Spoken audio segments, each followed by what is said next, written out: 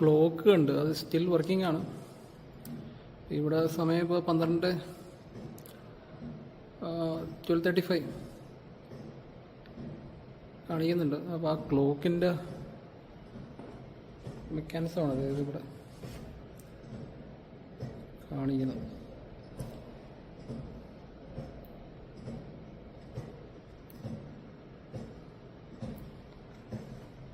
ഇതിനെപ്പറ്റി ഇവിടെ ഡീറ്റെയിൽ ആയിട്ട് പറഞ്ഞിട്ടുണ്ട്.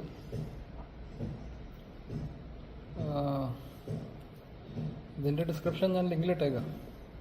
ക്ലോക്ക് എങ്ങനെ വർക്ക് ചെയ്യണമെന്നുള്ളത് ഡീറ്റെയിൽഡ് ആയിട്ട് പറഞ്ഞിട്ടുണ്ട്.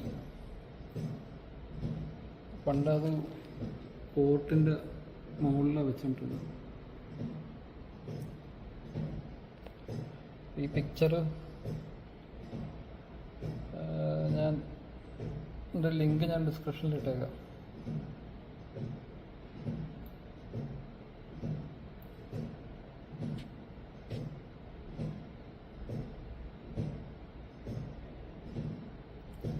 ഇതാണ് സംഭവം.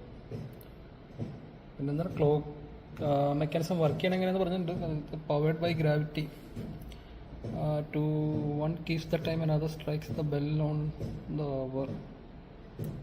The weights are cranked up by hand and weight slowly drops, the gears move.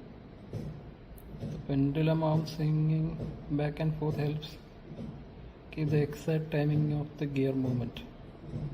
When the clock side reaches each hour, the bell strikes, the side rings the number 3 times for 3 o'clock and so on.